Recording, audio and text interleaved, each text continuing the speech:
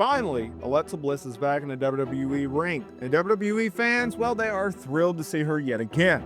Her recent hiatus from WWE, not the most recent one, but the one that took her away from us for 2 years, was filled with a lot of questions and speculation. Well, now Alexa Bliss is talking herself, and she's not holding back, shooting on her dealings with WWE during that time away. What did she experience? What were the conversations like behind the scenes? In this video, we're going to be breaking down Alexa Bliss's candid comments about WWE and what really went down while she was gone. You're going to want to hear her side of the story, so let's get into it. While Alexa Bliss was off television for the longest time, there was a lot of mixed reports going back and forth, right? Would she return? Would she not return? Does WWE see her in a high regard? How would she be booked? Would she come back as a single star, as the blissful character in which we know and love? Would she return to be part of the Wyatt Six and try to be the new savior and the female leader of a faction that has not worked since the second week that it's been on television? What would go down? Now, we did see Alexa Bliss 2 years after she had last appeared on WWE television in January of 2025. Yes, because there were spottings, there was hints, there was teases, and then it was a Royal Rumble in February that we actually got to hear that music, and she came out to a great ovation. She then qualified for Elimination Chamber, only to lose that match. Not a big deal, right? But the problem was she disappeared from television. And the reason was, well, we were waiting for her to reunite with the Wyatt Six.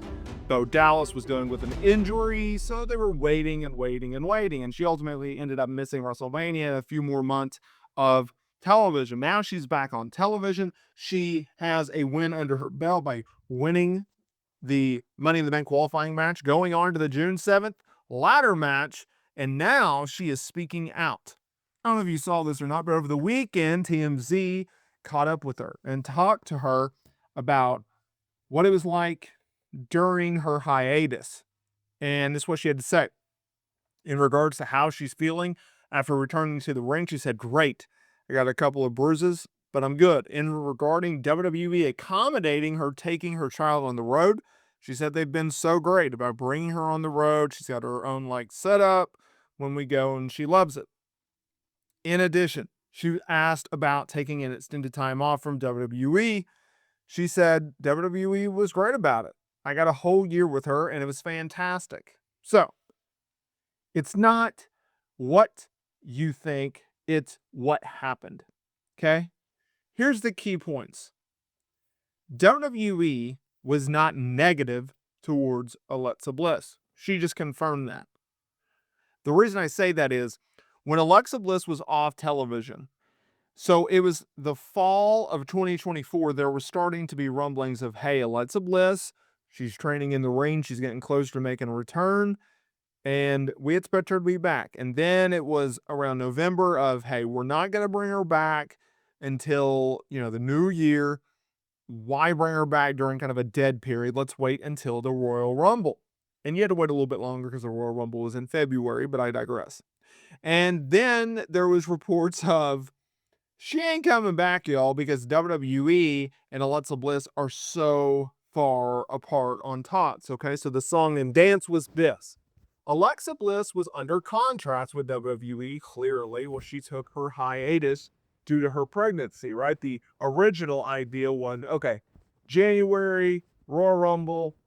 In 2023, she did the angle with Uncle Howdy and Bray Wyatt. She's going to take a little bit of time off, and she's going to return being part of them. Then Bray Wyatt was pulled from television in March due to a heart issue, as he ultimately passed away in August of that year. And at the same time, Alexa Bliss got pregnant. So she took the initial 9 months off, okay? And then, to her point, WWE gave her a year off. They gave her an additional amount of time. Okay. Well, she's under contract with WWE, and they were paying her during this time. Well, WWE clearly wanted their time back. And so they wanted to add time due time miss. And that totally made sense. So they're like, hey, you have a contract. We want to add time to it. here's the situation, here's your terms. And she's like, yeah, no. Have you heard this thing about, inflation? Like, I want more money, right? I'm a draw. I can sell those Lily dolls like no one.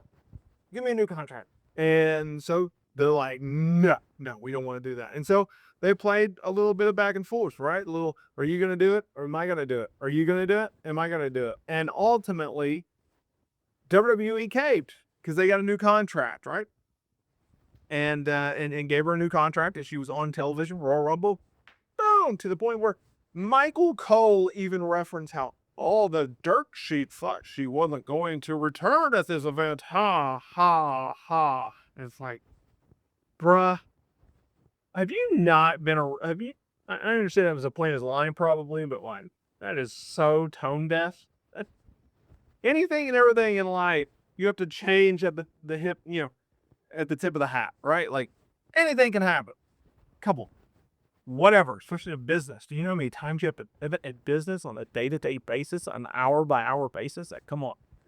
But still, they wanted to post it a little fun. So, with that being said, I think in this day and age, when we talk about a situation like a behind-the-scenes story or what happened or even just retelling a story, adding drama, adding complaints, adding any type of negativity to a story, I think we automatically are gravitated towards that because it becomes more interesting. If I were to say, Alexa Bliss just trashed on WWE, but she did so really with no merit and nothing to back up the substance in which she is stating, well, you're like, okay. Now, if she has a credible complaint, then you're like, okay, this is interesting. But if I also go, hey, she was great, she was high on WWE's treatment of her, well, it's not that exciting either, right? Like, I think this is actually a beautiful story. I think it's an interesting story, and I think it's a positive story. One in which we don't get very often, right? Like, I understand that WWE and TKO is this big, evil corporation. I get all that, right? They do some sleazy things, but at the end of the day, they also do a lot of good. And I think if you're going to bring up the negative, I think you also have to bring up the positive as well. Now, negativity always outdraws positivity, and that's just the way their systems are wired. But at the end of the day, Alexa Bliss is fine. She's still getting those checks, right? Like, not like WWE stopped paying, huh? And she doesn't necessarily need the money anyway. But at the same time, like, it all worked out. Back on television, she seemingly is getting the push, which is always a good thing. So we'll see. We'll see how they continue this on out.